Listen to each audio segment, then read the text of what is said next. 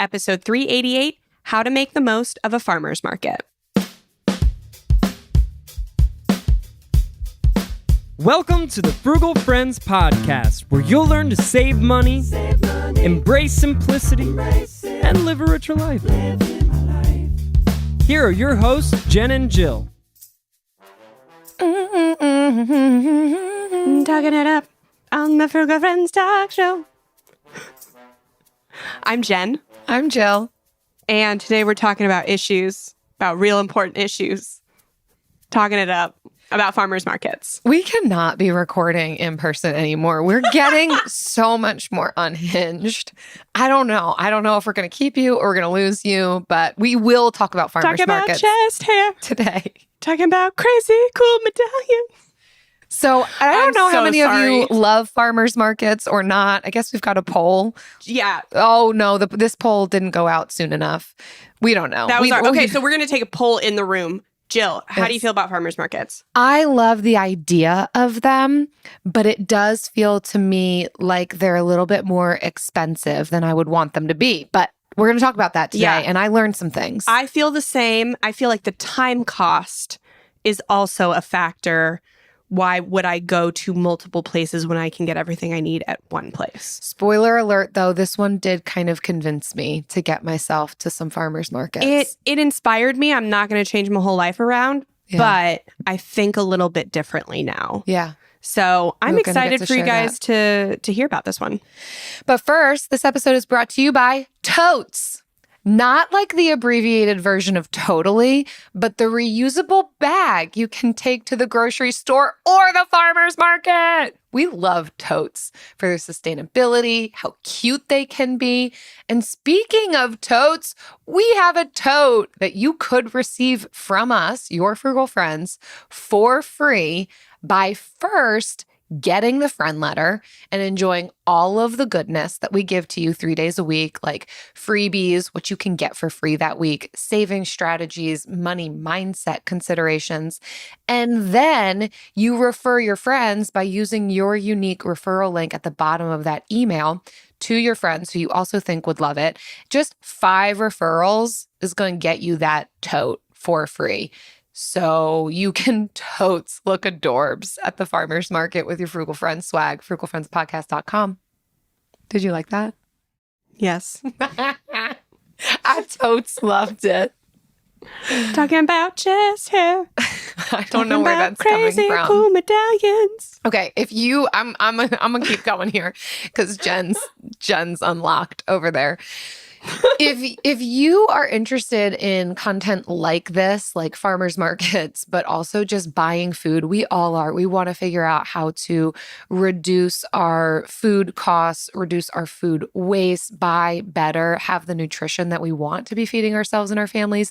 After this, feel free to queue up episode 296, where we talk about grocery saving strategies that Ken has the ability to cut your bill in half with Gina Zachariah. That was a really awesome interview that still stands up.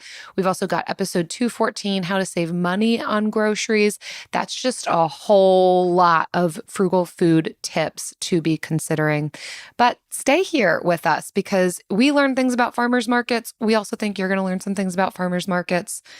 So let's get into the articles. Yeah, farmers markets are one of those things where when you're looking at this list of 100 ways to save money, shopping at farmers markets is sometimes on that list as a way to save money on produce. But in reality, we haven't seen that, at least not in the way that we buy produce. And so we wanted to take a deeper dive into these things to see what's good, what should we be picking up, and what truly is more expensive or maybe just not for me, but could be for someone else. So we want to start out with this article called, it's from fedbythefarm.com. And she asks, are farmers markets more expensive than the grocery store?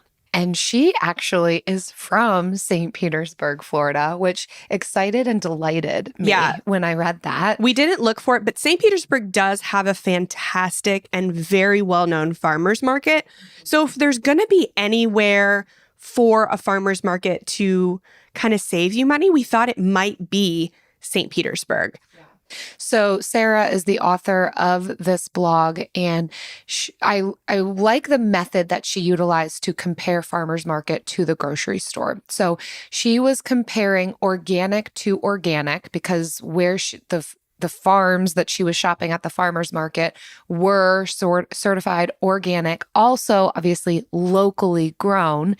So she was comparing the things that she bought in season, organically, locally grown, to as comparable as possible at the grocery store. So she compared it to our local store, which is Publix. It's very similar to like a Food Lion that others might have in other parts of the country. And so wherever she could find it organic, especially if it had maybe a locally grown sticker on it, there were just a couple of circumstances where it didn't meet either of those criteria. So she just compared it to maybe just the non-organic. But that kind of outlines her method. Of course, sometimes it's weighted or you pay by pound versus at the grocery store, you might pay per item. So she did it as closely as possible, the amount that she got at the farmer's market to the amount and quality that you might get at the grocery store. And we want to take you through some of these comparisons because they are quite interesting. Another poll. What do you think? Like before going into this article, Jen, would you have said it's going to primarily be more cost effective at the grocery store or the farmer's market? I think so. I don't prioritize organic, locally grown.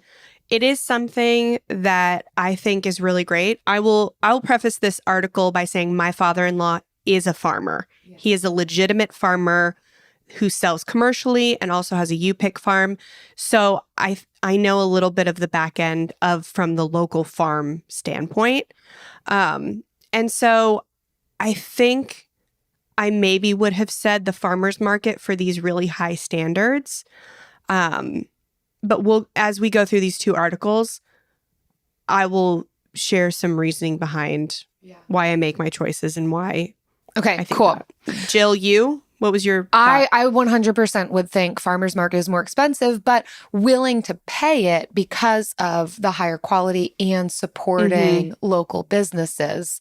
But like you said, some of that time suck of how often do I have a Saturday morning available to go pick up my groceries from the farmer's market, as well as need to supplement from the grocery store. Sometimes that can be prohibitive to me. Yeah. So she compared a few things. So like basil, bell peppers, bok choy, cherry tomatoes, cucumber, eggplant, fennel, lettuce, squash, thyme, zucchini. So all of these things you can easily find at a grocery store or a farmer's market. I would say if you're a chef or you love to experiment with cooking, farmer's markets are great in that they have a lot of things you won't find at a general grocery store. Grocery stores sell the stuff that sells well. So it's not very often you're going to find a kohlrabi at a grocery store.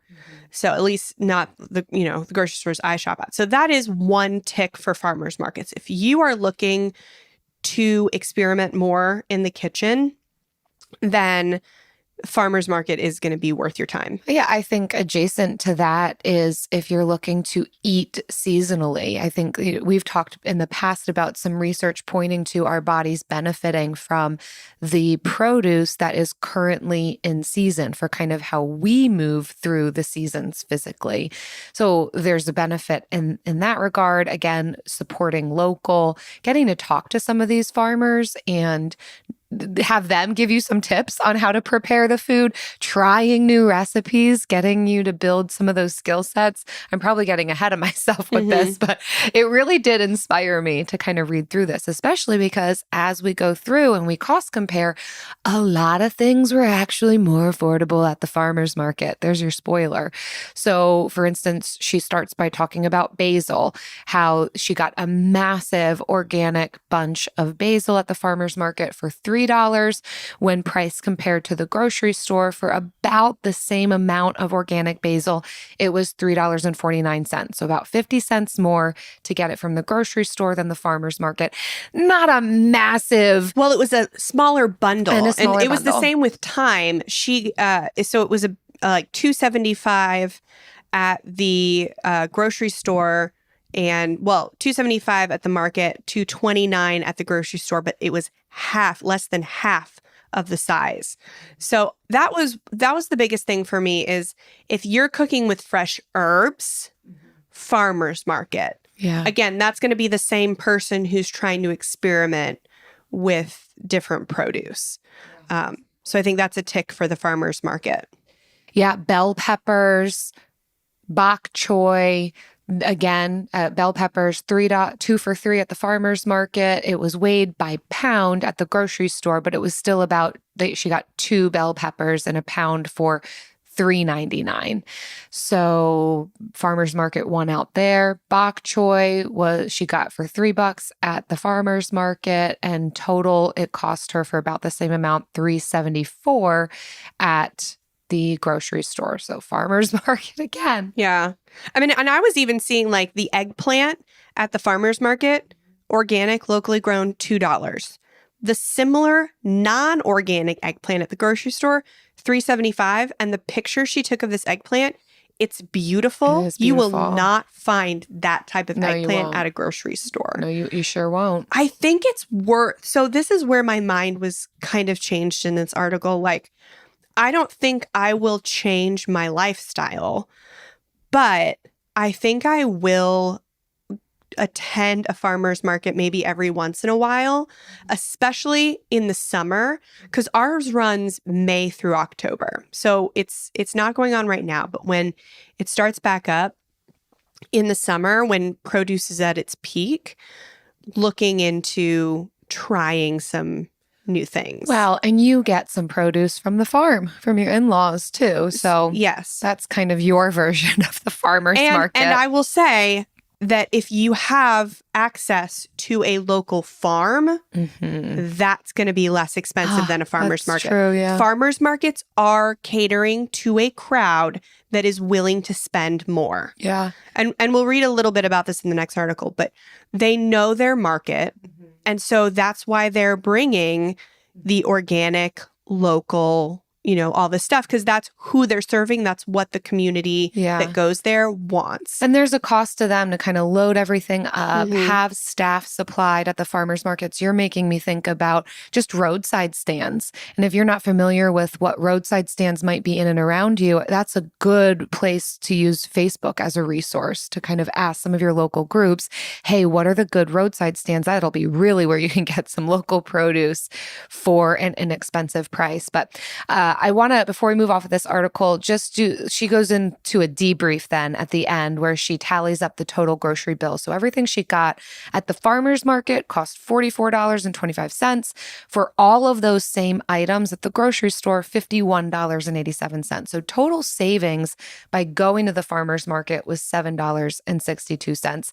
That's not a massive amount of money, but if your barrier to going to the farmer's market is this assumption that it's more expensive, it kind of dispels that. Yes, it's going to be the time suck and, other possible barriers. But if this is the thing that can kind of tip you over into taking advantage of this thing that's happening in your community, supporting locally, getting yourself some of that good nutrition, I love this. It really shocked me. Yeah. And we're all looking for ways to support small businesses, right? And we think that means buying the tchotchkes from the boutiques or from your church's bazaar. Like, in reality, when you don't have farms, you don't have food. And so if you're going to support a small business, buy produce from a local farm. Yeah, buy your consumables versus the things that are Yes. just kind of going to be dust collectors on your shelf. Yeah. So this is where I would prioritize supporting small businesses and shopping local is in your produce. And if you can't do it all the time, you can do it maybe once a quarter. I would say that's more than reasonable to try new things and support local, get organic. I think that's kind of where I'm leaning to. You might remember from our budget apps episode, we mentioned Monarch Money as being one of the best apps for people switching from Mint. Monarch is the top-rated all-in-one personal finance app. It gives you a comprehensive view of all your accounts, investments, transactions, cash flow, net worth, and more. Listeners of this show will get an extended 30-day free trial when you go to monarchmoney.com/frugal. If you previously used Mint and are worried about transferring your data, Monarch has a tool that allows you to easily import your data from Mint, keeping all your tags and categories intact. It's also super customizable. After trying out Monarch for myself, I understand why it's the top-rated personal finance app. And right now, listeners of this show will get an extended 30-day free trial when you go to monarchmoney.com/frugal. That's monarchmoney.com/frugal for your extended 30-day free trial. Hey guys, Mario Lopez here to tell you the national sales event is on at your Toyota dealer, making now the perfect time to get a great deal on a dependable new SUV like an adventure-ready RAV4. Available with all-wheel drive, your new RAV4 is built for performance on any terrain from the road to the trails. And with plenty of passenger and cargo space, plus available tech like wireless charging, you and your entire crew can stay connected. Or check out a stylish and comfortable Highlander with 3 spacious rows of seating for up to 8 passengers. And with available features like the panoramic moonroof, you can sit back, enjoy the wide open views with your whole family. Plus, both RAV4s and Highlanders are available in hybrid models, so no matter your style, you can drive efficiently and save on gas. So visit your local Toyota dealer and check out amazing national sales event deals on RAVs, Highlanders, and more when you visit biotoyota.com. Toyota, let's go places. Are you ready to share some joy and celebrate International Women's Day? M&M's has partnered with iHeart for Women Take the Mic, treating you to the most uplifting and empowering stories of women supporting and celebrating each other. And of course, there is a smooth and creamy companion for your listening pleasure, peanut butter M&M's, because they're just another way to help treat yourself in situations where you deserve a little added delight, like listening to your favorite podcast. So grab a handful of that creamy deliciousness. Kick back and spread some positivity into the world. From smashing glass ceilings to breaking records in sports, on stages, and at the box office, women are crushing it in every way imaginable. And with peanut butter M&M's by your side, relax and keep listening to Women Take the Mic podcasts as you dance your way through inspiring stories, share laughs, and savor the deliciousness of peanut butter M&M's and the unstoppable force of women. Happy International Women's Day.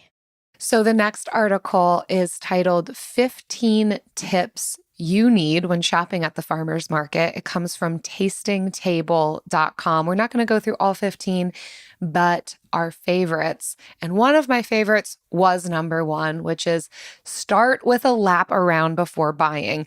I personally can't emphasize this enough, and I have fallen victim both at farmers markets and flea markets. I'll get sucked into the very first spot that I am looking at and purchase from them only to discover 10 steps away that I could have gotten maybe a better product or a less expensive price. So yes, it's going to take some time, but this is where we can kind of view the farmer's market like an activity that we're doing too, to do that lap around, take inventory of what is on offer, where you're getting the most quality, where you're getting the best prices, what you want to be buying so that you can kind of know where you're going to spend the money that you have planned to spend at the farmer's market. The next for me, I'm going to jump down to number 9, time it well. So peak freshness and choice, you're going to find that first thing in the morning.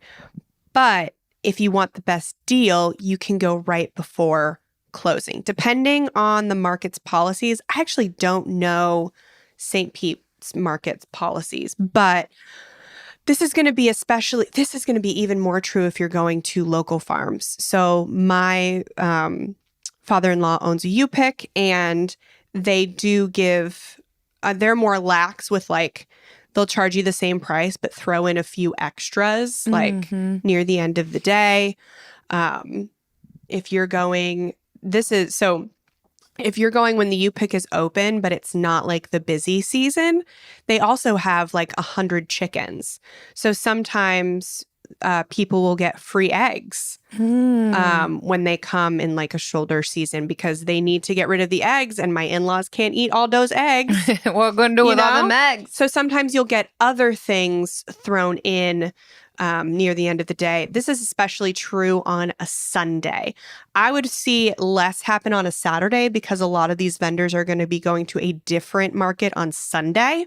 So if you find a Sunday market and you're going at the end of the day, that's really when you'll find the bargains. But if you're looking for peak choice, first thing Saturday morning, or even sometimes Friday morning, they'll be at some markets. Yeah. I'm going to jump back up to number 3, which is make a list of what you need. And this is my personal mantra. I've probably said this in nearly every episode we've put out over the last 6 years. I love me a list before I find myself at the store. It helps me to know actually what I need and not purchase duplicates. It helps me to stick to a plan.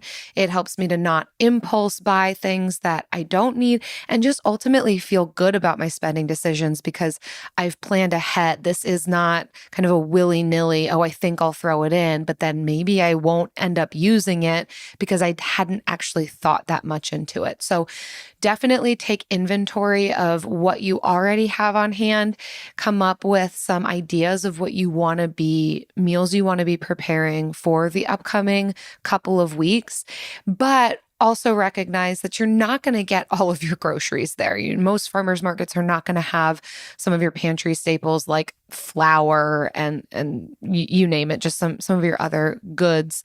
So you probably will need to have an additional grocery store run. But when it comes to some of your produce, definitely have a list on hand, but then be willing to get creative. So you might have had cauliflower on your list, but you don't find it. And so you get broccoli instead. I actually just made something. I might actually share it for lunch with you, Jen, today. It's a chimichurri bowl. It was supposed to be cauliflower and chickpea, but I personally didn't have cauliflower on hand. So I subbed Brussels sprouts and threw up a prayer and a wish that Brussels sprouts and chickpeas would also be good. It was. Yes. It was great. I am learning that I don't need to follow recipes to a T. I can kind of make it up as I go. So do the same thing at the farmer's market too. Go with a list, but also don't be afraid to get creative. And if you are a little afraid, talk to the vendor. Ask them, hey, here's a recipe I was planning on making, but do you have a substitute you would recommend or maybe an alternative recipe that you really think I should try? Yes. My next one is ask your vendors questions.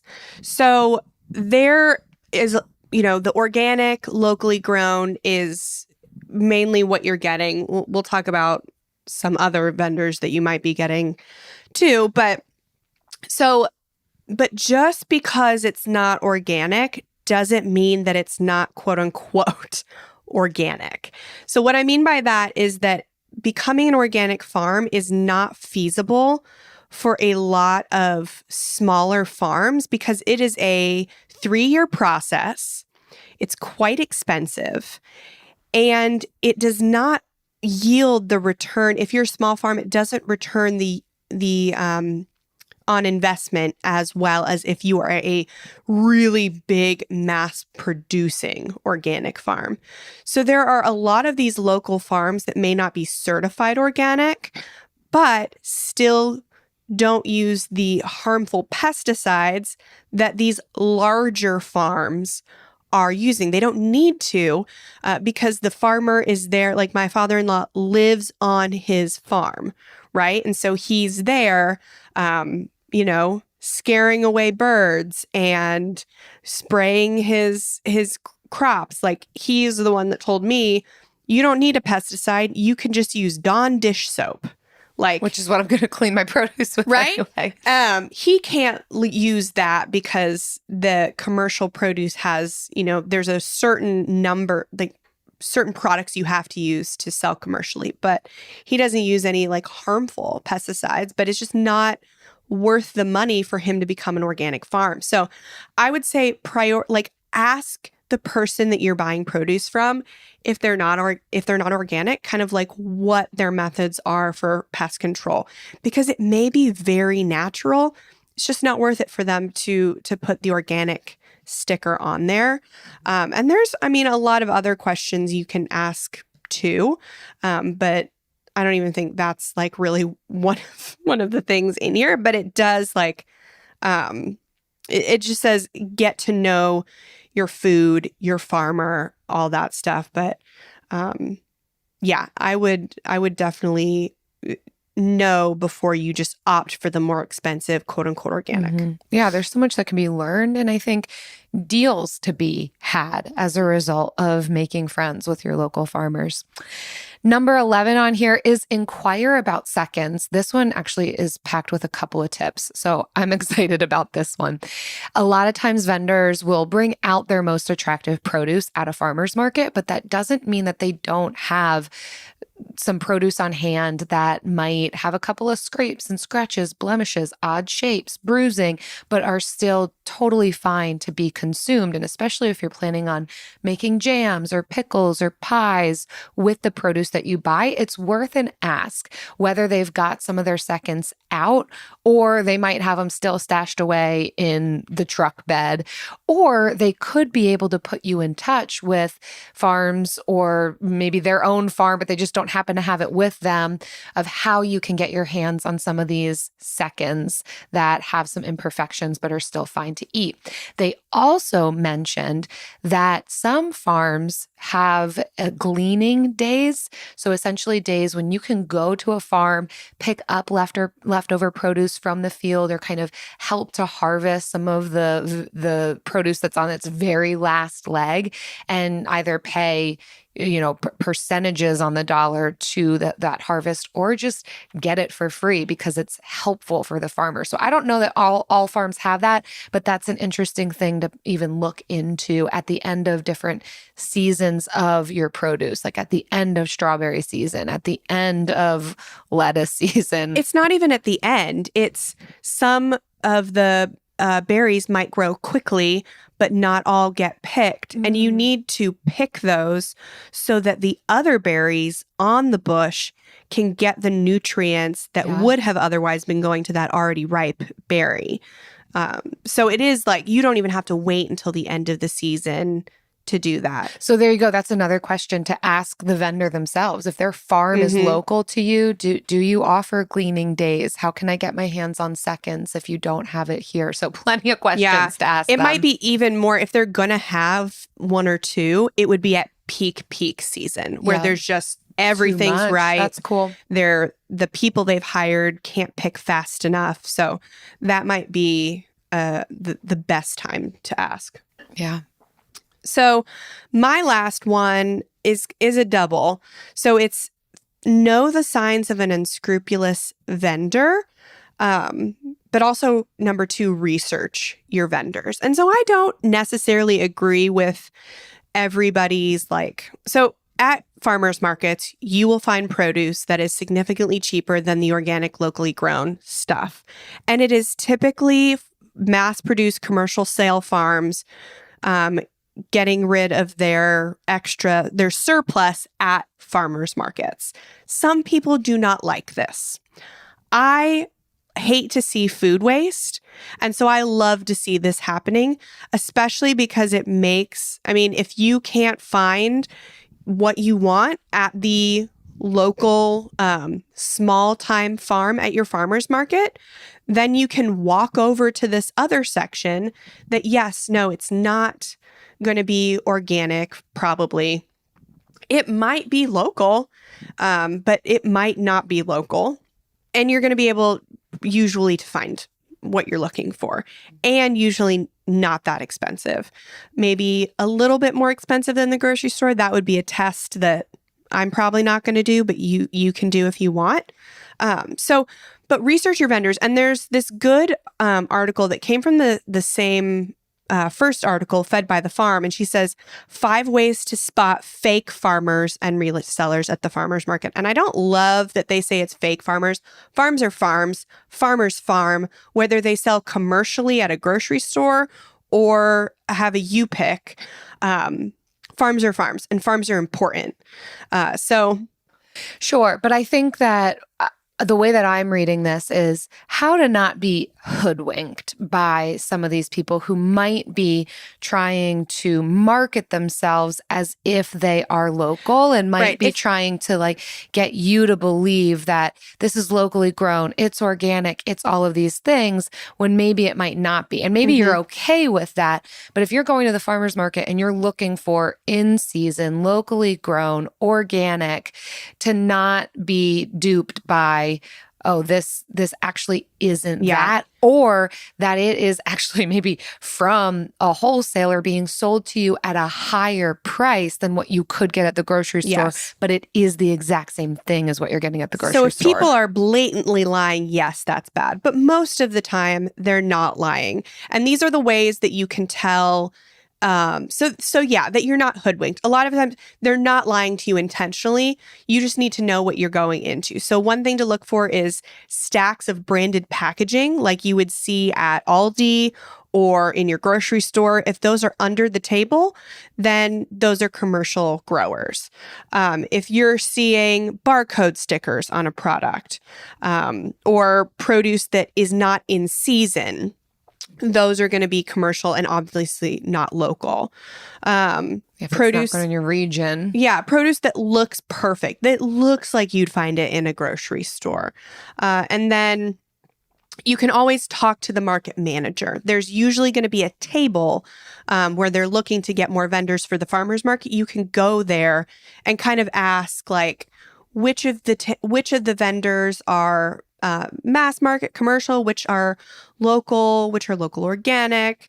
And so then and you're not offending anybody. Nobody's going to lie to you, that's in the booth. They're not going to lie to you if they're the organizer because they have no reason to.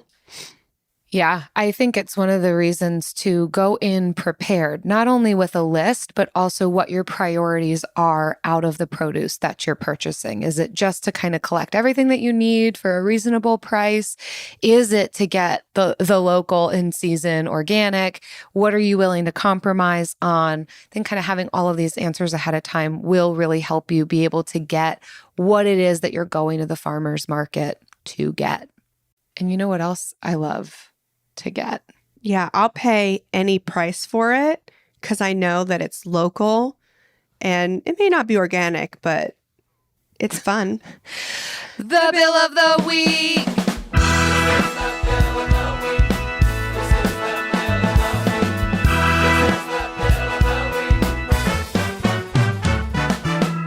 That's right. It's time for the best minute of your entire week. Maybe a baby was born and his name is William. Maybe you paid off your mortgage. Maybe your car died and you're happy to not have to pay that bill anymore. Duck bills, Buffalo Bills, Bill Clinton. This is the bill of the week. Hi, Jen and Jill. My name is Annie. I'm calling from Minnesota. And my bill of the week comes in the form of dollar bills. I listened to episode 253 at the end of last October, and I learned what sinking funds are. And I thought to myself, well, maybe that's the answer. I had a bunch of money just sitting in my savings account, not really doing anything. And so I finally opened up a CIT account, put my money in it. And now, finally, after 13 months, I have earned $1,000 of interest. And I've been waiting for this day to call in my bill of the week to tell you that I now have $1,000 bills that I didn't have before. So thank you. Bye. Girl, you can feel free to send that $1,000 in check or Venmo. Just kidding. So good, Annie. Thank you so much. I'm so proud of you. I'm so happy for you. I hope you do really bad things with that $1,000. I love hearing when people are taking the actual tangible tips and implementing that probably took you, hopefully, less than 10 minutes to do it. And now you're $1,000 richer because of a high yield savings account, learning what sinking funds are. It's heartwarming. It's lovely. I'm so pleased when people are making money on their money because money is taxed at a lower rate than humans for its work. And so if your money ain't making money, I mean, it's really, you're working too hard. That's the truth. That's the truth. And Annie is not working hard because she's just letting her money make her money. She probably is working hard. I think I heard a little doggy in the background. Little Doge. Maybe you'll spend some money on that little dog. Little Doge. Little coin for maybe your you Doge. travel, or maybe so you can go to the farmer's market and shop to your heart's content. If you're listening and you want to submit a bill about an episode that you listened to and a tip you implemented and how you're making your money grow, or your name is Bill and you're a farmer and you go to the farmer's market and you got more tips about farmer's markets that you want to share with us. I wish my father-in-law's name was Bill. It's not. He could change it. It's not too late. Easy to change your name to Bill. Easy. Actually, one of us might do it. Before this whole Frugal Friends podcast thing crumbles, one of us will become before a Bill. It implodes. Yes. Visit frugalfriendspodcast.com/bill. Leave us your bill. You might remember from our budget apps episode, we mentioned Monarch Money as being one of the best apps for people switching from Mint. Monarch is the top-rated all-in-one personal finance app. It gives you a comprehensive view of all your accounts, investments, transactions, cash flow, net worth, and more. Listeners of this show will get an extended 30-day free trial when you go to monarchmoney.com/frugal. If you previously used Mint and are worried about transferring your data, Monarch has a tool that allows you to easily import your data from Mint, keeping all your tags and categories intact. It's also super customizable. After trying out Monarch for myself, I understand why it's the top-rated personal finance app. And right now, listeners of this show will get an extended 30-day free trial when you go to monarchmoney.com/frugal. That's monarchmoney.com/frugal for your extended 30-day free trial. The national sales event is on at your Toyota dealer, making now the perfect time to get a great deal on a dependable new SUV, like an adventure-ready RAV4. Available with all-wheel drive, your new RAV4 is built for performance on any terrain, from the road to the trails, and with plenty of passenger and cargo space, plus available tech like wireless charging, you and your entire crew can stay connected. Or check out a stylish and comfortable Highlander with 3 spacious rows of seating for up to 8 passengers. And with available features like the panoramic moon roof, you can sit back and enjoy the wide open views with your whole family. Plus, both RAV4s and Highlanders are available in hybrid models. So no matter your style, you can drive efficiently and save on gas. So visit your local Toyota dealer and check out amazing national sales event deals on RAVs, Highlanders, and more when you visit buyatoyota.com. Toyota, let's go places. Are you ready to share some joy and celebrate International Women's Day? M&M's has partnered with iHeart for Women Take the Mic, treating you to the most uplifting and empowering stories of women supporting and celebrating each other. And of course, there is a smooth and creamy companion for your listening pleasure, peanut butter M&Ms, because they're just another way to help treat yourself in situations where you deserve a little added delight, like listening to your favorite podcast. So grab a handful of that creamy deliciousness, kick back, and spread some positivity into the world. From smashing glass ceilings to breaking records in sports, on stages, and at the box office, women are crushing it in every way imaginable. And with peanut butter M&Ms by your side, relax and keep listening to Women Take the Mic podcasts as you dance your way through inspiring stories, share laughs, and savor the deliciousness of peanut butter M&Ms and the unstoppable force of women. Happy International Women's Day. And now it's time for the lightning round.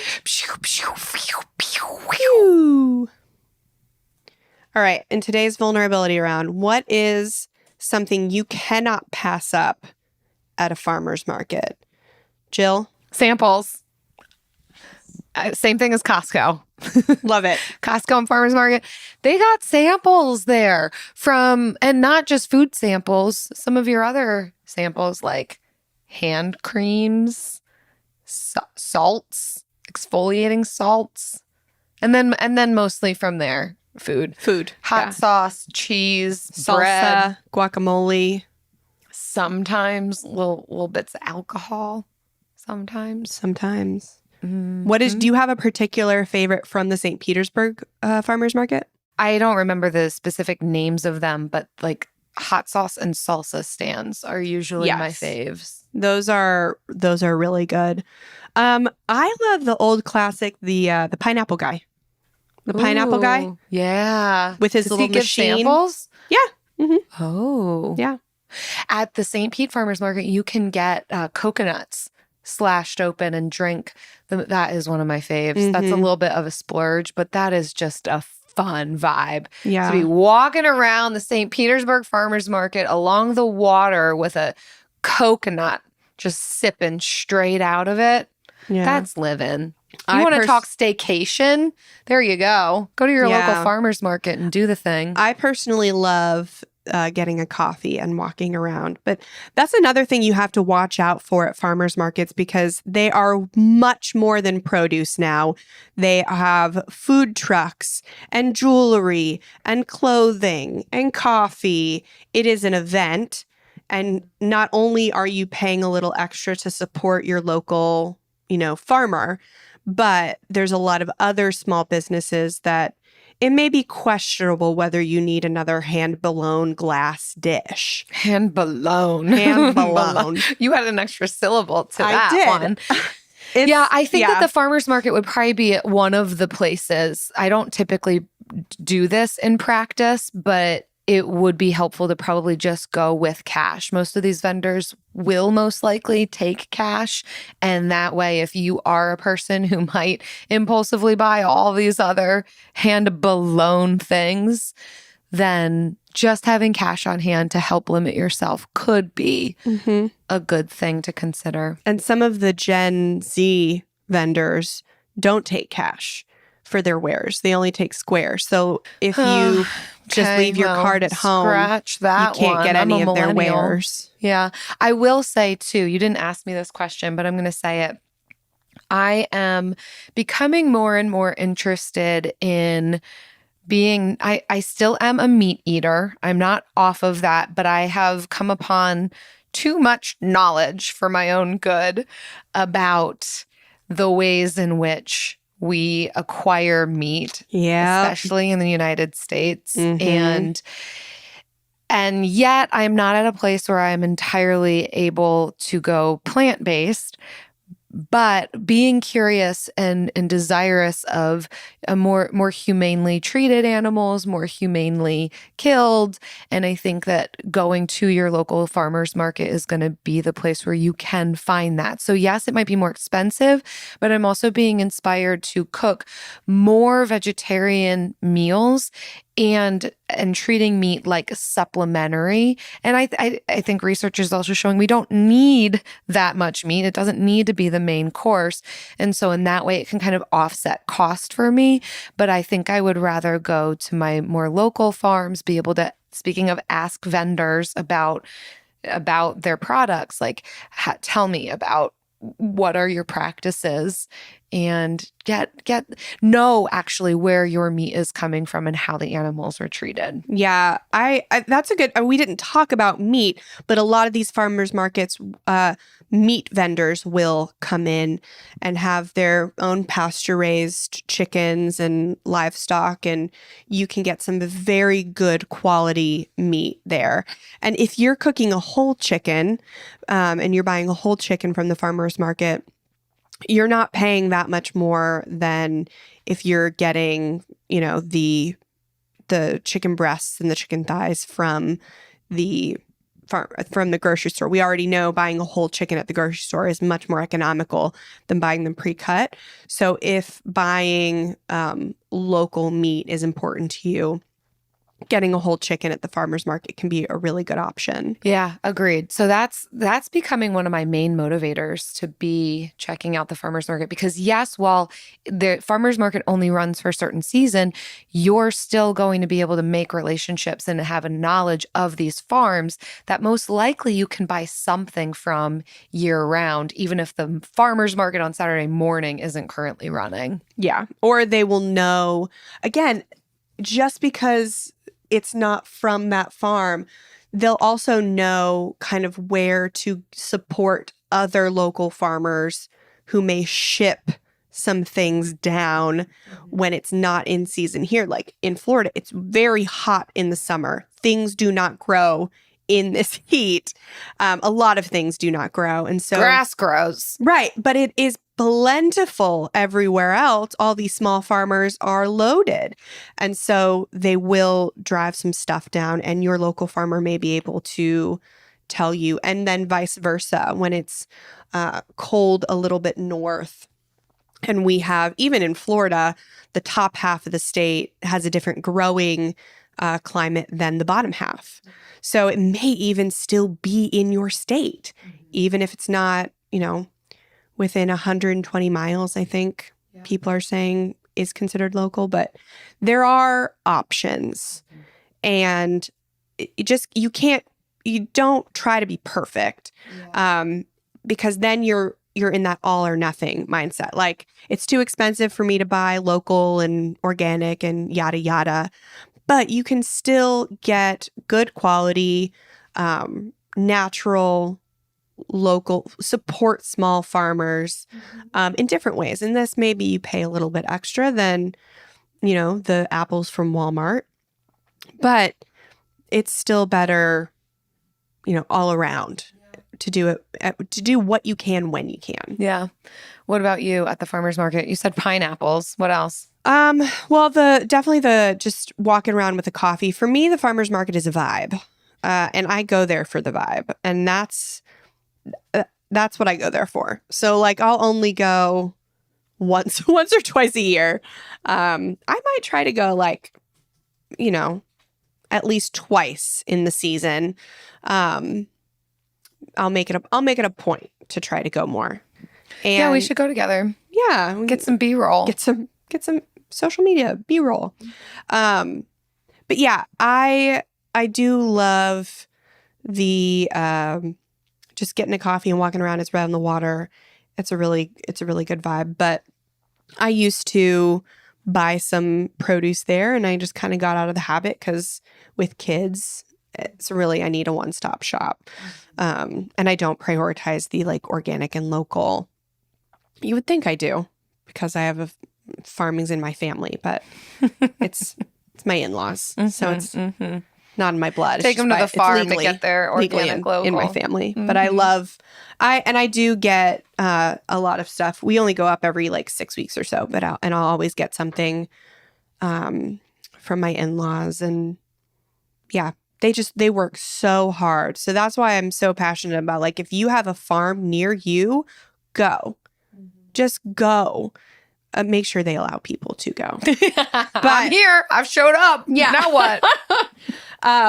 But yeah, man, support your local farmer. That's it. Mm-hmm. Get the samples. And get samples. They build that into the price of the you pick. They do. So you can sample while you pick. Thanks so much for listening. Many of you know we have a newsletter called the Friendletter. It goes out 3 times a week. We send freebies, saving tips, life hacks for you to spend better. So you save money so that you can spend on things you truly care about, like supporting small businesses, supporting local farmers, buying really the ultimate peak healthy food for your family. People ask us all the time, how do I save on healthy food? And usually the answer is you save on things you care less about so you can afford more healthy food. But there are definitely ways to be smart about how you're spending on those things. And that's the stuff we send out 3 times a week in the Friendletter. And if you love the Friendletter, please, leave us a review on Apple and Spotify, telling people that, hey, this podcast is great and they also have a great newsletter, and send us an email if you want. Kind of like Trisha did. Jen and Jill, I'm a longtime listener. You girls are the best. I've learned so much from the podcast. It's important for you to know I'm 64 years old. So your net is casting wide. Please continue to do what you do best. I think a tour sounds fabulous. Jen and Jill on tour. I'm in Pittsburgh, would definitely be there. And I loved the Netflix series Love in the Wild. Lastly, we listeners would love to see from before and afters of your home renovations. Take care. Great day, Trisha. Oh, Trisha, this is beautiful. Do you know what she's talking about? You know what? Do you know about Love in the Wild, Jen? Do you read the friend letter? Do I read the friend letter? Girl. So I don't even listen to this podcast. Up until mid-February, Jill, have been writing the friend letter. And sometimes I'm unhinged. Always, really. So Always. Sometimes I show it. And there's a section, I believe, it's in the Friday email where we do like a weekend checklist, or we give something that you can meal plan for that weekend that is usually easy, usually includes... Read, listen, do. Yeah.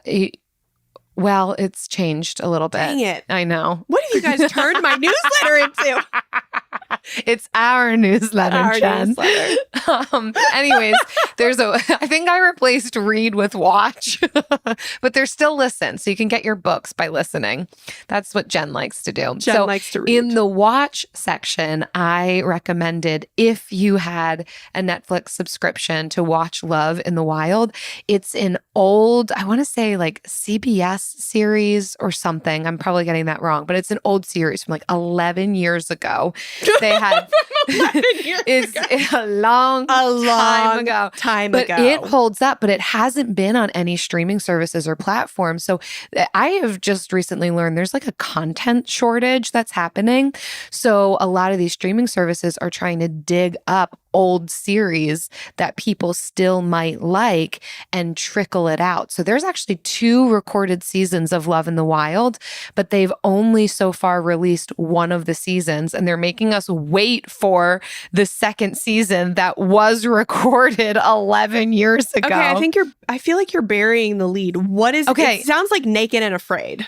Not quite. It's like Survivor meets a dating reality show. So it's essentially these singles who all show up and they do these challenges with partnerships. So they get to kind of choose at different ceremonies who they want to be partnered up with. But then they do these like pretty extreme challenges where they're running, they're hiking, they're following clues, they're doing all these things. So you kind of get to see relationships start to form in the midst of kind of high stakes situations, which I loved so much more than your typical reality dating show where they're just kind of like talking with a glass of wine and like trying to figure out if they like each other. This is actually, I get to see you, how you operate, how you think, whether we can problem solve well together.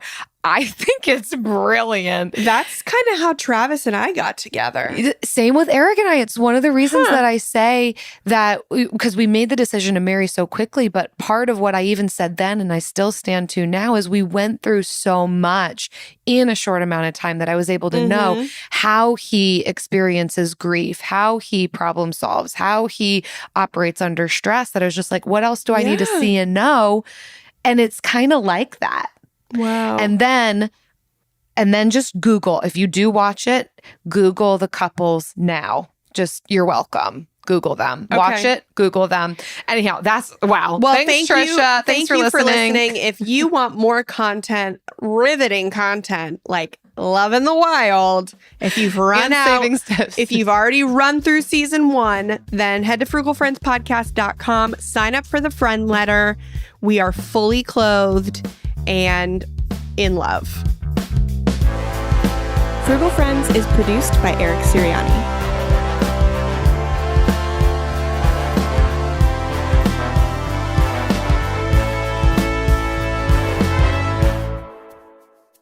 Okay, so how was your and Eric's, what was your Love in the Wild situation?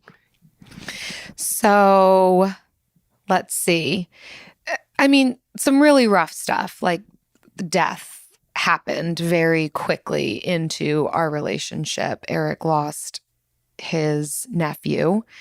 A good friend took his own life. We did projects together, like renovations projects together. We dug a pond in my parents' backyard in the rain. We led like teens on a trip together to do some like humanitarian work.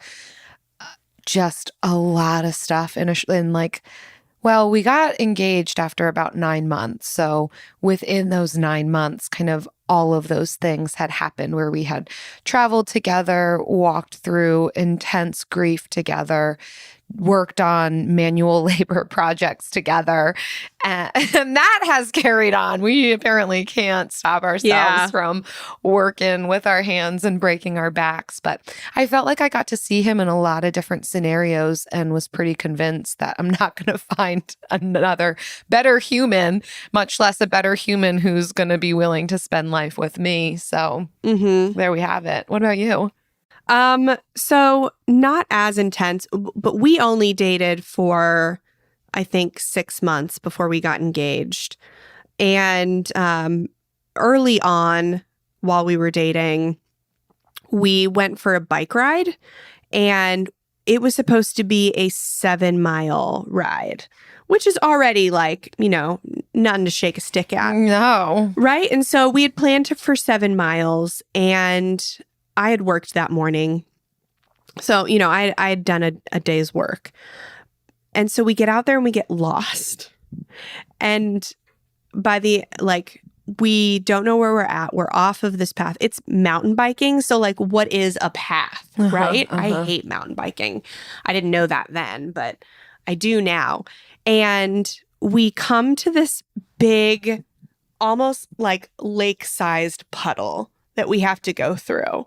And I'm like, and we have to walk through it. So we take off our shoes and socks. And by the end of it, like, I am so tired. I was like, I can't bike anymore. It's getting dark. Oh my gosh. So this man is biking, and then he holds on to my bars, and he is also carrying me along. Because I'm pulling you? Like you're sitting on the bike. I'm sitting on the bike. I'm balancing myself, but I'm like so tired. I worked and my job at that time, I was an acupuncturist. So I was running. I had seen like 20 patients that morning, and it's getting dark. And by the time we get back to the car, we realize we did 20 miles. Oh my gosh. And he did like even more pulling you on the bike. Yeah. That's amazing. And so that was one of the first times where I was like, this man's going to take care of me. Yes, he will. Wow. Some of that happens on Love in the Wild where the dudes will carry the packs for the females. Spoiler alert. So chivalrous. Yeah, I was dead. I was not prepared for a 20-mile bike ride after work. And yeah. And it's still Love in the Wild because we making our own lives wild. Gosh, we're ripping apart our houses. Our house is ripped. You're giving birth to children, which is wild. Yep. And he's still pulling my handlebars. Okay. Hello, saver. Whether you're saving for that trip to the tropics or saving for an emergency, now is the time to take advantage of Wells Fargo's savings options. Wells Fargo offers savings accounts that can help you save towards your goals. So, what are you saving for? Visit a Wells Fargo branch or wellsfargo.com/save to open a savings account today. Wells Fargo Bank, N.A., member FDIC. Hi, I'm John Hope Bryant, host of Money and Wealth on the Black Effect Podcast Network. I'm an entrepreneur and a businessman. Now, every Thursday, my newest venture is educating you on how to win financially.